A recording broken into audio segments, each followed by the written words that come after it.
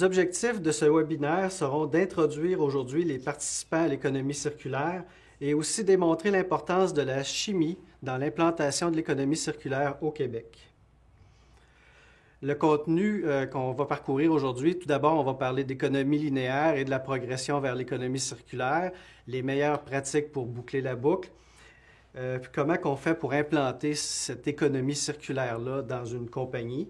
Et après ça, on va regarder les différents bénéfices au niveau des 3 piliers du développement durable. Et on va terminer, on va conclure avec des exemples dans l'industrie chimique.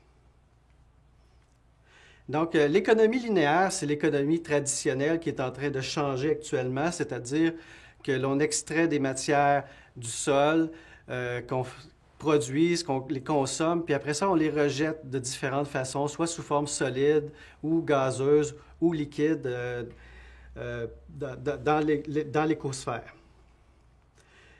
Mais évidemment, on veut changer cette façon-là. On veut aller vers une économie qui est circulaire pour maximiser le réemploi des ressources qui actuellement ont gaspillé en grande partie. Puis l'économie circulaire, une des définitions qui existent, ce n'est pas la seule, il n'y a pas encore de définition officielle, c'est l'économie circulaire est un système économique qui est apte à réintroduire dans le cycle de la production et de la consommation tous les déchets, sous-produits, objets, usés qui redeviennent alors soit matières premières nouvelles, soit objets réutilisables sous forme ancienne, réhabilités, ou encore qui sont réinventés sous une nouvelle forme.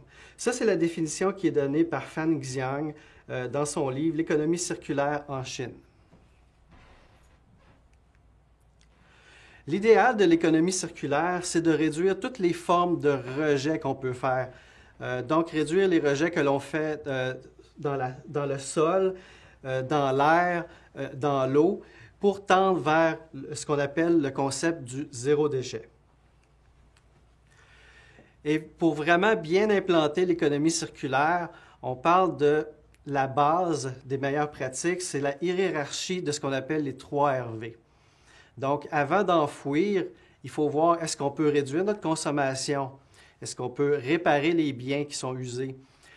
Sinon, est-ce qu'on peut les réemployer sous leur forme actuelle? Sinon, on va les recycler ou les valoriser pour récupérer l'énergie, entre autres. Puis c'est important de comprendre que dans l'économie circulaire, il faut être le plus haut possible dans la pyramide pour tendre vers la réduction, évidemment. Afin de boucler cette boucle-là dans la chimie, il existe plusieurs secteurs ou plusieurs composantes de l'entreprise qui peuvent être touchés. On peut parler des chantiers de construction des usines, l'industrie en tant que telle, les parcs industriels. Et si on regarde dans les entreprises, les fonctions qui sont impactées, on parle de l'approvisionnement, de la façon de commercialiser des biens et des services et comment on va réintroduire la matière usée dans le cycle. Parce qu'évidemment, comme on le voit sur le schéma ici, dans l'économie circulaire, on veut boucler la boucle pour avoir le moins d'extraction possible, le moins d'élimination possible en amont puis en aval.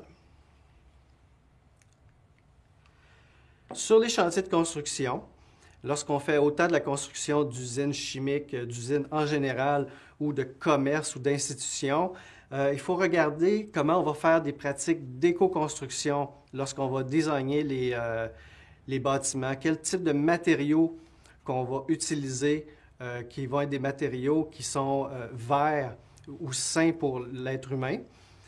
Et lorsqu'on rentre en fin de vie d'un bâtiment, on va regarder comment on va déconstruire le bâtiment plutôt que de le démolir pour voir comment on va récupérer les différents composantes de la structure du bâtiment. Est-ce qu'on va prendre le béton, on va le concasser, en faire de l'agrégat, par exemple?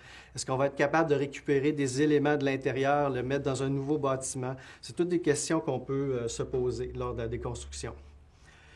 Au niveau du secteur manufacturier, les stratégies d'économie circulaire sont différentes. On fait de ce qu'on appelle de l'éco-design. On fait de la conception modulaire, c'est-à-dire qu'on fait des objets qui sont le moins multimatières possible, qui sont plus faciles à construire ou à déconstruire dans le but de les recycler plus facilement en fin de vie.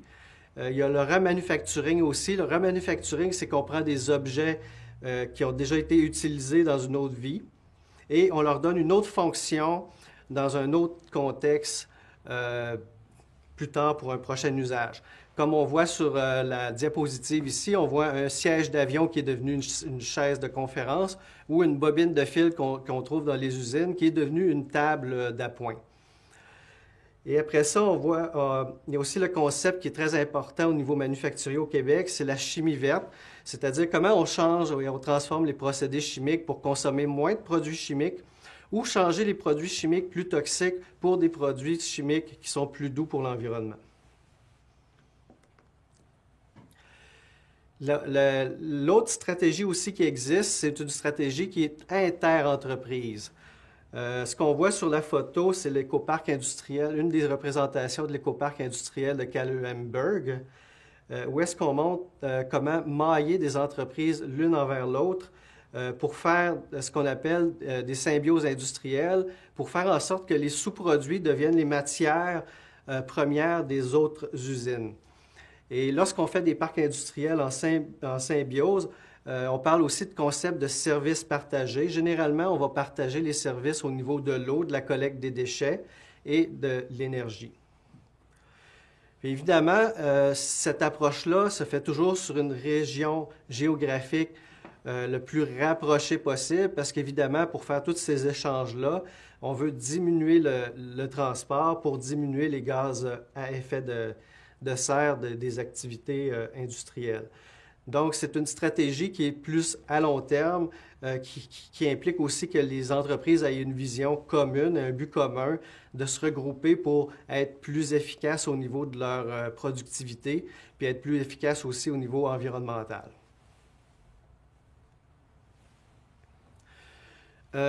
Lorsqu'on est en période d'opération de nos usines, on peut aussi changer nos processus d'approvisionnement pour devenir plus éco-responsables. Comment qu'on fait pour changer ces processus-là? Bien, tout d'abord, on regarde de toujours réutiliser nos surplus. C'est toujours tenir à jour nos inventaires d'équipements usagés, puis de nos surplus de matière, puis voir comment on peut les passer dans notre production ou nos opérations. Sinon, ben, on trouve une façon de les revendre à quelqu'un d'autre qui, lui, va les réutiliser le plus rapidement possible. Tout ça dans le but qu'on maximise autant l'utilisation de nos items que de nos matières avant d'acheter du neuf. Et lorsqu'on doit acheter soit des matières vierges ou des équipements neufs, bien là, c'est se donner certains critères de décision qui font en sorte qu'on va acheter des produits qui sont moins dommageables pour l'environnement et finalement avoir des processus d'achat qui tiennent compte de l'éco-responsabilité. Et en fin de vie de tous nos produits qu'on utilise, il faut vraiment les neutraliser dans le cadre d'une politique de disposition éco-responsable pour s'assurer que nos activités aient le moins d'impact sur la planète. Et le plus gros changement qui a implanté dans l'économie circulaire, c'est vraiment un changement au niveau de la commercialisation. Ce n'est pas possible dans tous les types d'entreprises, c'est moins possible dans les industries de base primaires, mais dans les entreprises secondaires ou tertiaires, c'est peut-être quelque chose qui est plus envisageable. C'est-à-dire de ne plus vendre des services, des produits, mais vendre à la place des services. Par exemple, qu'est-ce qu'on a comme exemple? C'est les imprimantes Xerox. Xerox ne vendent pas des imprimantes, ils vendent des copies. Donc, on achète un nombre de copies, mais Xerox va prendre en charge son imprimante dont on n'est pas propriétaire. Ils vont l'amener chez vous, ils vont la réparer, ils vont l'entretenir, ils vont fournir les consommables. En fin de vie, ils vont la reprendre, puis ils vont la démanteler pour la réutiliser ou la réemployer ou la recycler. Ça, c'est un exemple. Ou on parle des tapis interface aussi. On loue le tapis, c'est des tuiles, petites tuiles carrées. Lorsqu'il y en a qui sont endommagées, bien, Interface s'engage à les remplacer durant toute la durée de vie de votre tapis. Donc, il n'y a pas d'obsolescence en tant que telle parce qu'on est toujours en phase d'être capable de remplacer notre produit. Donc, on vend un service de fournir un tapis plutôt que de vendre un tapis qui est installé, puis après ça, le client en est responsable. Donc, c'est bien important que lorsqu'on fait cette transition-là, il faut axer sur la fonction de nos produits. Ce qu'on vend au client, ce n'est plus un produit, c'est une fonctionnalité. Et on signe un contrat dans lequel on va inclure toutes les phases de la gestion du service que l'on va offrir, c'est-à-dire l'implantation, la formation des utilisateurs, les mises à jour, les remplacements, les réparations, pour faire en sorte que l'utilisateur n'ait jamais d'interruption de son service. Donc, l'entreprise ne fait plus juste donner des factures à ses clients, elle fait des contrats de service. Contrats de service qui vont même jusqu'à impliquer qu'est-ce qui va se passer à la fin de vie du produit. Qu'est-ce que l'entreprise va faire lorsque son service va être fini? Bien, elle va reprendre son produit, elle va être capable de le démanteler, le retraiter et le recycler adéquatement pour en faire de nouveaux produits, soit à travers ses gammes de produits à elle, ou elle va donner ses matières premières à d'autres entreprises s'ils sont trop usés.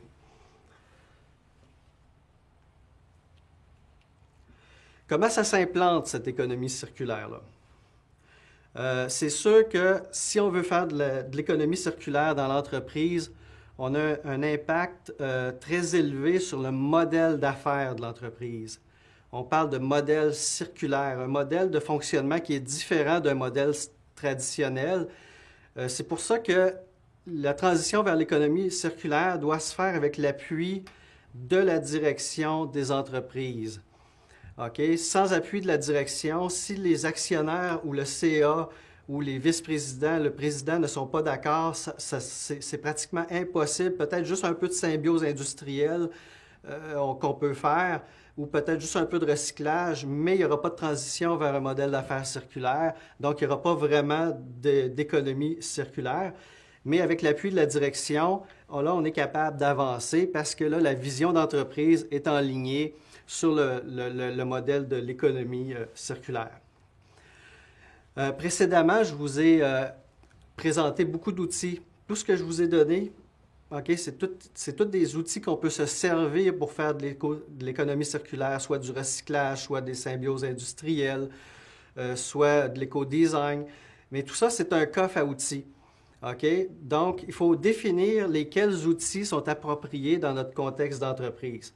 Évidemment, pour certaines entreprises de secteur primaire, les symbioses industrielles vont être le principal outil à se servir. Alors que si on fabrique, par exemple, des meubles ou du papier ou des choses comme ça, là, on peut peut-être penser plus à de l'économie de fonctionnalité en plus des symbioses industrielles. Donc, il faut toujours penser comment on va combiner les différents outils pour en venir à circulariser le modèle d'affaires de l'entreprise. On n'aura peut-être pas besoin de tous les outils, peut-être qu'on va en avoir tous besoin, ça dépend.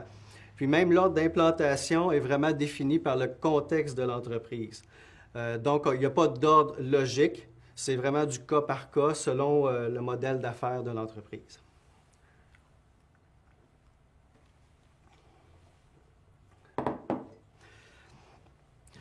Maintenant, si on implante l'économie circulaire dans l'entreprise, évidemment, c'est parce qu'on vise d'avoir des bénéfices.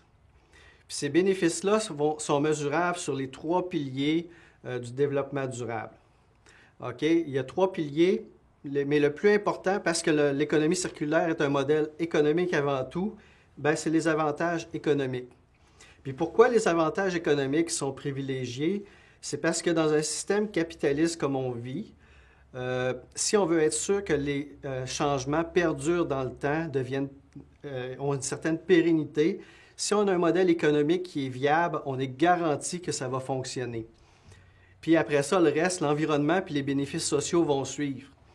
Donc, c'est pour ça que l'aspect économique dans les 3 piliers du développement durable, dans l'économie circulaire, est le plus important parce que c'est vraiment ce pilier-là sur lequel va reposer toute la structure de l'économie circulaire, puis qui va faire en sorte que les financiers, les actionnaires et tout ça vont être contents, puis vont récompenser les entreprises qui adoptent ce modèle-là en leur permettant de continuer à vivre, en ayant accès à des capitaux, à des prêts, puis des choses comme ça. Donc, il faut vraiment avoir l'économie circulaire comme étant un modèle qui s'implémente bien dans une société capitaliste, mais tout en adoucissant les impacts sur l'environnement puis au niveau social aussi. Au niveau des bénéfices économiques, c'est vraiment là-dessus qu'on va mettre l'accent. On va voir aussi les autres bénéfices, mais c'est vraiment là qui sont les plus gros gains possibles pour une entreprise. Tout d'abord, on va réduire les coûts associés à l'enfouissement. Parce que plus qu'on réemploie, plus on recycle, moins on enfouit. Les frais d'enfouissement vont toujours en augmentant. Donc, on permet maintenant de réduire nos coûts en les évitant. Après ça, on va trouver des débouchés. Souvent, on a des sous-produits de notre production. Et si on trouve quelqu'un qui va peut-être les acheter ou nous faire une offre qui nous coûte moins cher que l'enfouissement, on va soit faire des gains monétaires petits ou on va peut-être réduire nos coûts, mais peu importe, on va avoir un gain quelque part, une efficacité dans l'entreprise au niveau monétaire. Après ça, il faut regarder aussi au niveau des approvisionnements. On va utiliser des matières vierges ou secondaires recyclées. Mais en mélangeant les matières recyclées avec des matières vierges, on va jouer sur notre coût d'achat de nos intrants de l'entreprise. Donc, on va avoir un autre gain économique qui va se faire. Est-ce qu'on va acheter des produits chimiques 100% purs ou si on a besoin 99% purs recyclés à moins cher, là, on va faire des compromis, on va prendre des décisions pour réduire nos coûts d'approvisionnement. Après ça, on va jouer au niveau des matières qui sont consommées, les métaux, les terres rares. Même chose. Si on fonctionne en boucle d'économie circulaire, c'est-à-dire on récupère nos produits, ça veut dire qu'on reprend nos matières de production. Donc, on est capable de refaire des produits avec notre propre matière qu'on a déjà utilisée une première fois. Donc, on a moins de risques de rupture de production. Parce qu'évidemment, on sait que ça a été étudié qu'il y a des ruptures anticipées de certains minéraux dans les 10, 15, 20 prochaines années qui sont anticipées sur la planète Terre parce qu'il n'y a plus de réserves connues. Donc, les entreprises qui vont aller vers les achats de matières recyclées ou récupérer en boucle fermée leur propre matière vont vraiment diminuer leur risque de rupture de production. Et aussi l'élévation des coûts, parce qu'on ne se cachera pas, si les matières deviennent rares, le coût va augmenter. Après ça, étant donné qu'on est dans un modèle d'économie circulaire, on va développer les marchés autrement. On va attacher nos clients plus longtemps avec nos services que juste le produit. Donc, une entreprise qui est habile dans son secteur, qui est agile puis qui arrive avant les autres, va augmenter son chiffre d'affaires parce qu'elle n'aura pas un contrat, mettons, on vend un tapis, tu as une vente, c'est le fun, OK, ça a pris 5 secondes, c'est fait. Mais si à la place de vendre ton tapis sur 20 ans, donc tu t'assures un certain revenu récurrent, régulier, pendant une vingtaine d'années, plutôt que juste une fois à la pause. Donc, ce qui fait en sorte que les entreprises qui sont vraiment agiles, qui sont agiles et qui sont précurseurs, c'est une belle opportunité actuellement parce que le marché des services est encore très sous-exploité. Et après ça, une entreprise qui veut réduire ses coûts en économie circulaire va travailler sur sa consommation d'énergie et d'eau. Au Québec, malheureusement, on est trop choyé. L'eau et l'énergie ne coûtent pas tellement cher. Donc, on ne travaille pas encore assez sur ces aspects-là. Mais les entreprises qui le font, qui sont les précurseurs, réduisent leurs coûts d'opération. Et lorsqu'il y aura des augmentations de coûts d'énergie, eux autres vont être prêts à faire face à ces augmentations-là parce qu'ils ont déjà réduit leur coût énergétique. Maintenant, on va aborder d'autres types de bénéfices. Parce que l'économie circulaire, évidemment, en ayant les bénéfices économiques, on assure une pérennité au modèle. Donc, on assure aussi une pérennité aux autres bénéfices, dont le bénéfice environnemental. Les bénéfices environnementaux, c'est qu'on va réduire l'utilisation des ressources non renouvelables. Donc, peut-être que dans certains cas, même, on va éviter l'épuisement. Peut-être dans certains cas, on va avoir de l'épuisement des matières, mais si au moins on est capable de recycler celles qui sont, par exemple, dans les sites d'enfouissement déjà existants, au moins on va être capable de vivre quand même si les gisements n'existent plus.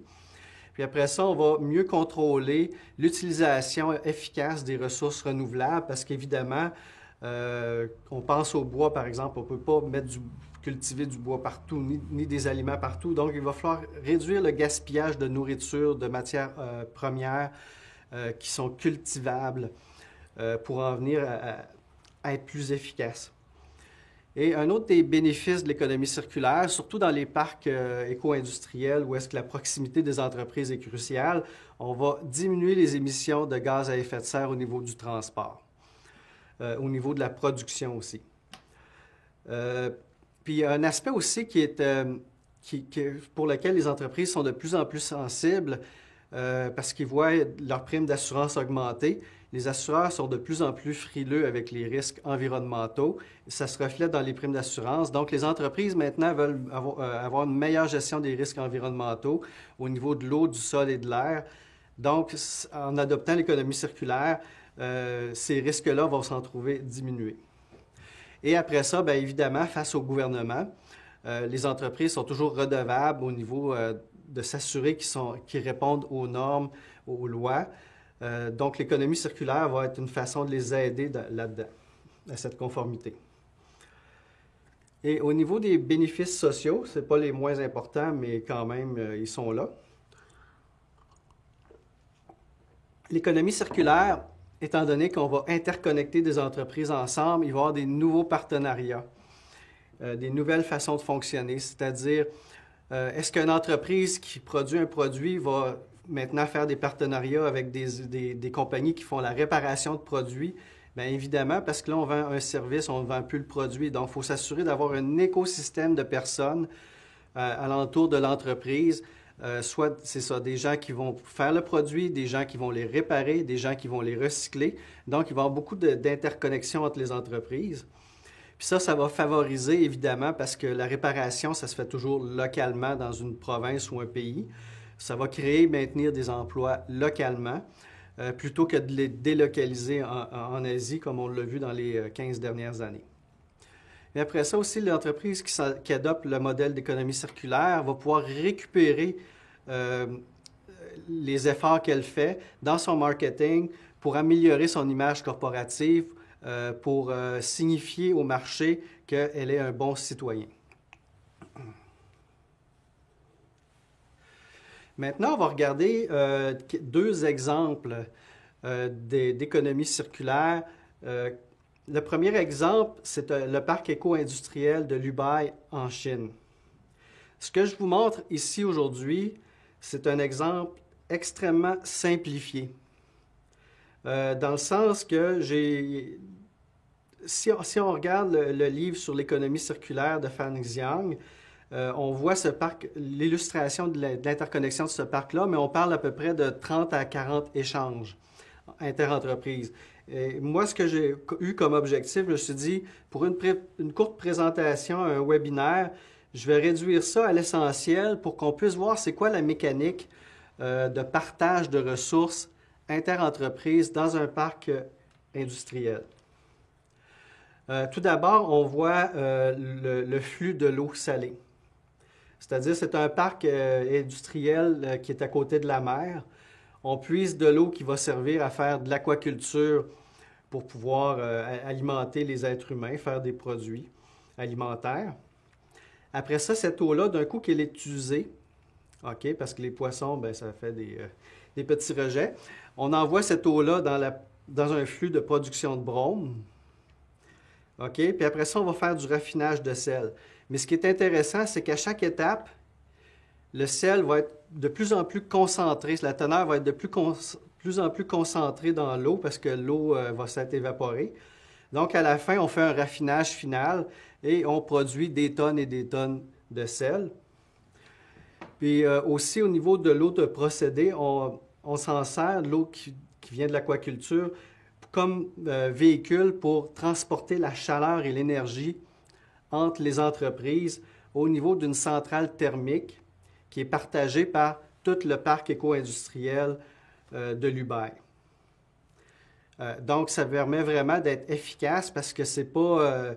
il y a un partage d'énergie, il y a un fournisseur qui s'assure que les besoins énergétiques soient comblés.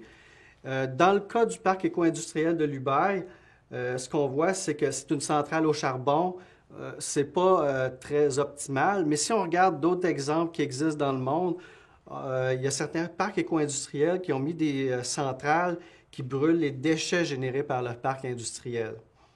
Donc, le double avantage, c'est que oui, ils font de l'énergie, mais de l'énergie à partir de leurs propres déchets. Donc, c'est déjà beaucoup plus propre que de l'énergie du charbon, comme on voit dans le parc éco-industriel de l'Ubaye.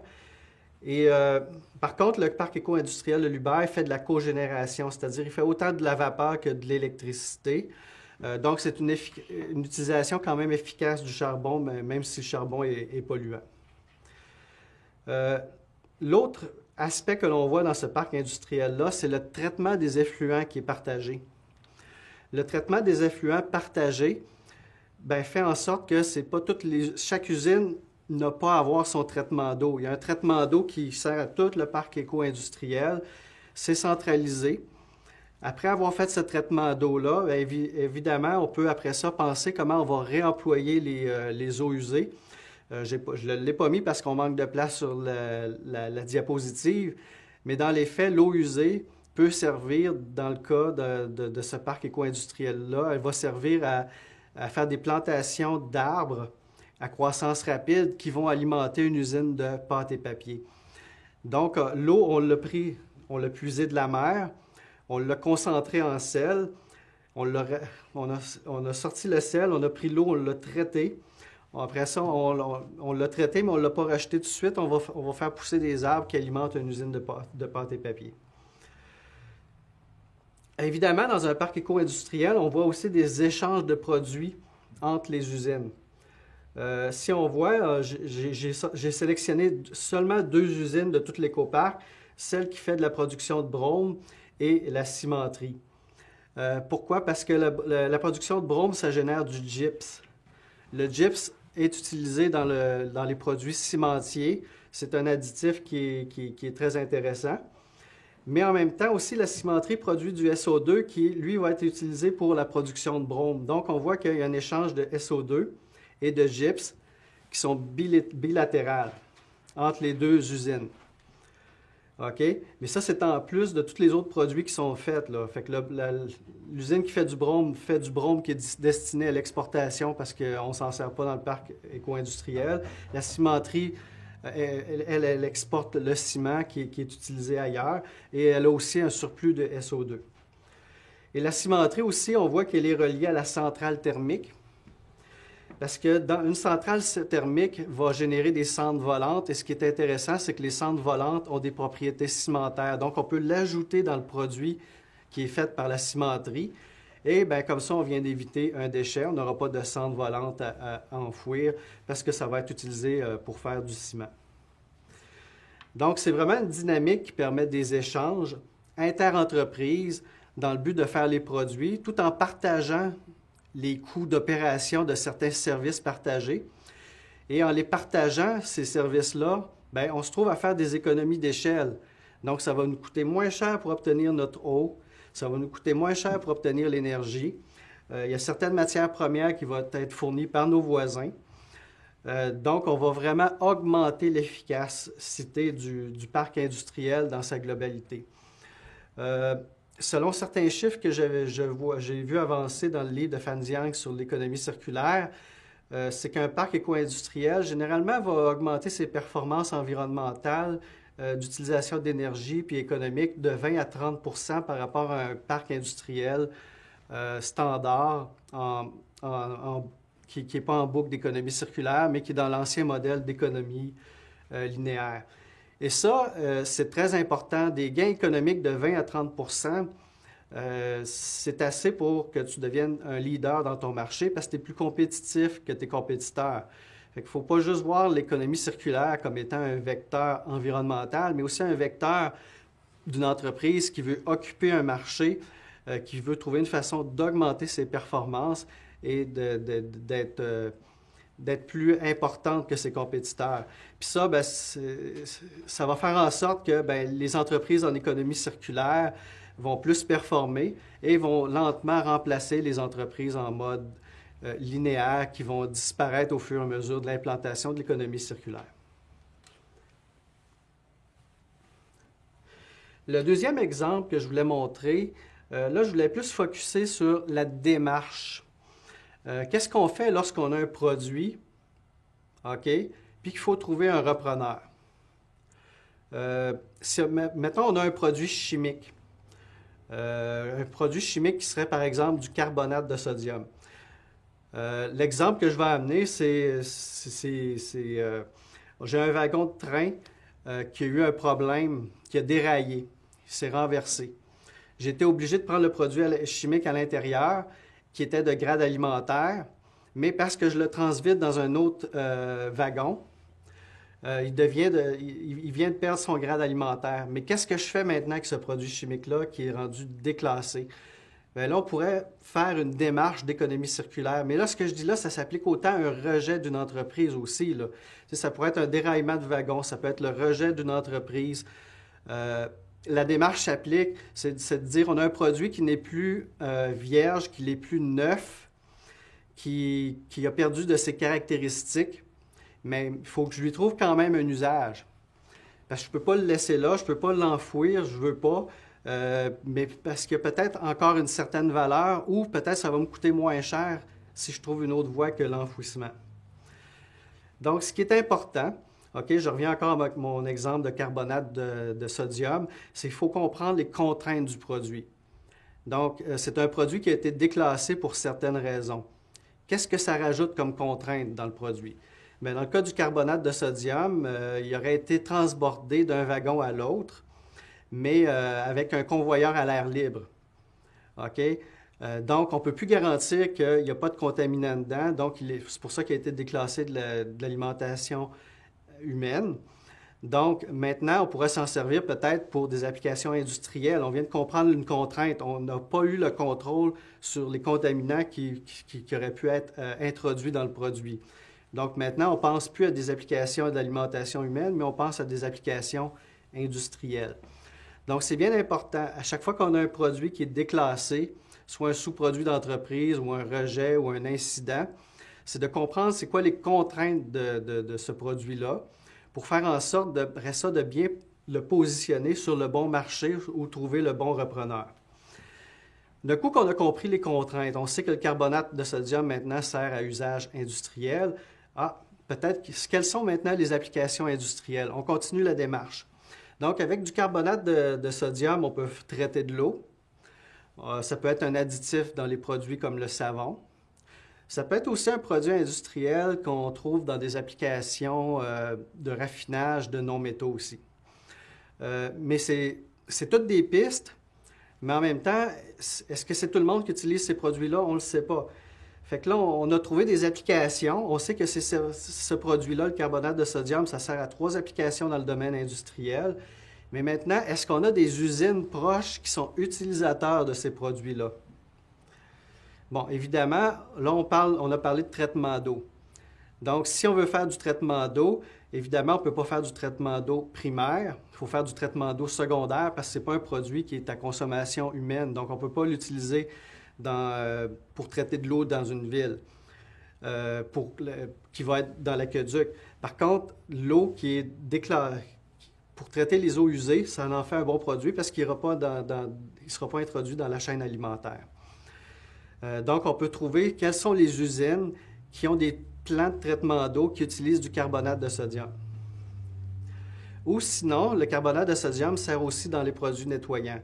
Sauf qu'il y a une contrainte qui n'est plus vraiment à usage humain. Donc, c'est un petit peu plus dur d'avoir la confiance parce que le domaine de production de produits ménagers est très contrôlé, un peu comme le pharmaceutique. Donc, c'est peut-être pas une bonne piste. C'est pas c'est là qu'on rentre aussi dans la qualification des opportunités. On a des opportunités, mais on se rend compte que, ça ne marche pas tout le temps comme on voudrait dans tous les secteurs. Et après ça, l'autre utilisation potentielle qu'on avait mentionnée, c'est comme produit de transformation dans la production des non-métaux. Là, ce qui est intéressant, c'est que ces contraintes du produit est à usage industriel. C'est pas si grave que ça pour produire des métaux, de prendre un produit qui contiendrait un petit peu de contaminants, parce que ce n'est pas une science très exacte, la production de non-métaux. Okay? C'est beaucoup moins exact que le pharmaceutique ou l'alimentaire, où est-ce que la présence de contaminants est à proscrire. Il y a plus de tolérance dans la production métallurgique. Donc, on va peut-être plus s'orienter vers cette piste-là, voir si on pourrait l'introduire dans le domaine de la production de non-métaux et l'affinage. Donc, après ça, l'étape suivante, c'est de bâtir une confiance avec l'utilisateur. Donc, ce produit-là, il faut trouver les fiches de SIMDUT ou MSDS pour être capable de les présenter aux utilisateurs potentiels pour bâtir une confiance, lui dire, ben, regardez, on a ce produit-là, il est arrivé tel problème avec, ou on a introduit des contaminants dedans. Donc, peut-être que toi, ça pourrait quand même être satisfaisant pour ton application. Donc, évidemment, l'utilisateur potentiel va dire, OK, je ne sais pas si je vais l'introduire tout de suite, mais je veux bâtir avec toi un lien de confiance. On va le tester, on va l'analyser, puis on va regarder si ça pourrait être utilisé dans mon procédé à moi. Et bien là, il y a ces tests-là, il y a des analyses de laboratoire à faire, des tests de production visant à bâtir le lien de confiance. Et si le lien de confiance se bâtit, c'est-à-dire le produit convient à l'usage de l'autre industrie qui est potentiellement repreneur, après ça, il va y avoir une entente commerciale qui va se conclure.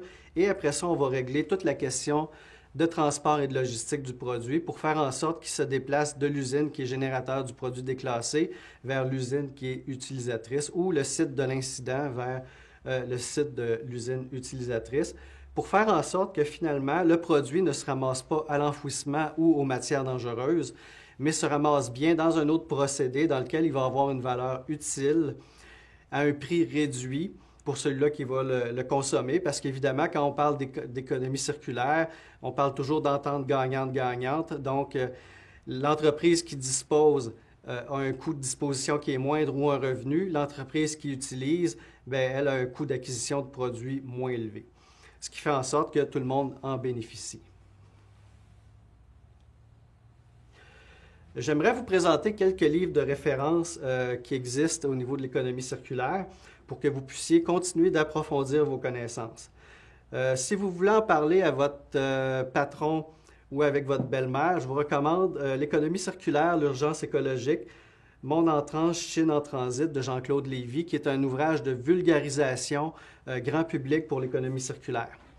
Par contre, si vous tombez dans les applications industrielles, je vous recommanderais plus L'économie circulaire, qui est très orientée sur la logistique inverse par Rémi Lemoigne, qui lui va vraiment vous permettre de comprendre comment l'implanter dans vos opérations. Mais si vous regardez pour un usage plus universitaire ou très, je dirais, plus scientifique ou plus poussé, L'économie circulaire en Chine de Fan Xiang est l'ouvrage le plus poussé qui existe en français sur le secteur.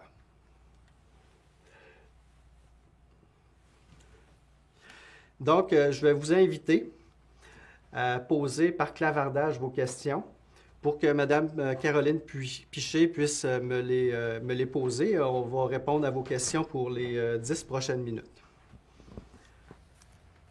OK, on attend les questions. Bon, j'en ai une ici. Comment le gouvernement peut-il accélérer ou stimuler l'adoption de l'économie circulaire au Québec? C'est une excellente question. Le gouvernement ne peut pas obliger les entreprises comme on voit en Chine. En Chine, on a une économie dirigée. Donc, le gouvernement ici au Québec et au Canada ont intérêt à regrouper les différents acteurs ensemble, c'est-à-dire les entreprises, les consultants, les centres de recherche, afin qu'ils puissent travailler de façon complémentaire à résoudre les problématiques de transition vers un modèle d'affaires circulaire.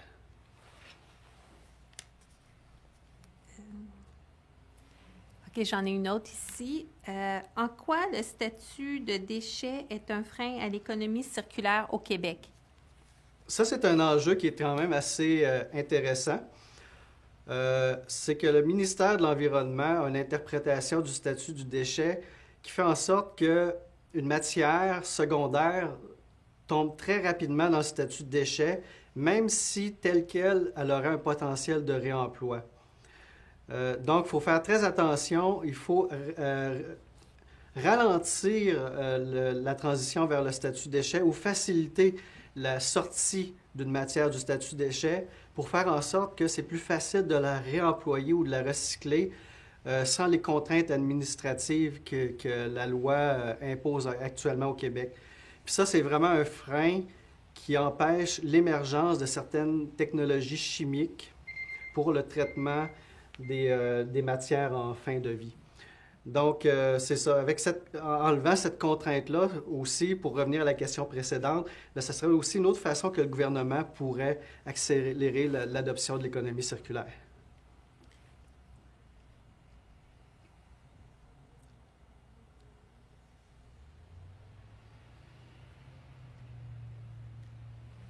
Bon, j'ai aussi d'autres questions. Oui, vous allez avoir accès à la présentation, ça je peux répondre. On va poster sur notre site YouTube le webinaire, donc vous allez pouvoir le réécouter toujours. Et ensuite de ça, quel devrait être le rôle des municipalités dans l'économie circulaire? Au niveau des municipalités, ils ont un rôle parce qu'ils ont la responsabilité de faire le traitement des matières résiduelles de la collecte résidentielle. Donc, ils peuvent faire en sorte, via leurs appels d'offres auxquels va répondre l'entreprise privée, d'augmenter les critères au niveau du recyclage pour faire en sorte que le recyclage se fasse de plus en plus localement. C'est un des leviers qu'auraient les municipalités au niveau de leurs appels d'offres. Y a-t-il une volonté actuelle des gouvernements selon vous? Quand on parle de gouvernement, je ne sais pas si on pose la question spécifiquement pour le Québec. Actuellement, au Québec, il n'y a pas encore d'inclusion de l'économie circulaire dans la loi. Par contre, en Ontario, notre voisin, il y a des lois qui sont à l'étude. Eux autres vont commencer à l'introduire. La Chine, ça l'est depuis 2008. En Europe aussi, ça commence à être implanté dans certains pays. Donc, on voit une tendance à ce que les gouvernements commencent à s'approprier le concept et à légiférer. Mais au Québec, on n'est peut-être pas encore rendu là. Comment stimuler les entreprises à faire de l'éco-conception en chimie? Une des façons de stimuler l'éco-conception, on le voit de plus en plus, c'est l'implantation des responsabilités élargies du producteur qui fait en sorte de donner une responsabilité de la fin de vie à l'entreprise qui fait des produits ou ses emballages.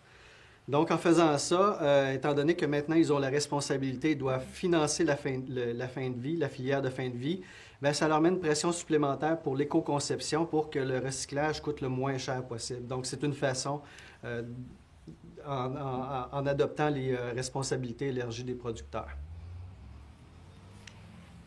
Pensez-vous qu'au Québec, il est possible de créer une symbiose industrielle comme celle en Chine, l'exemple que vous avez donné?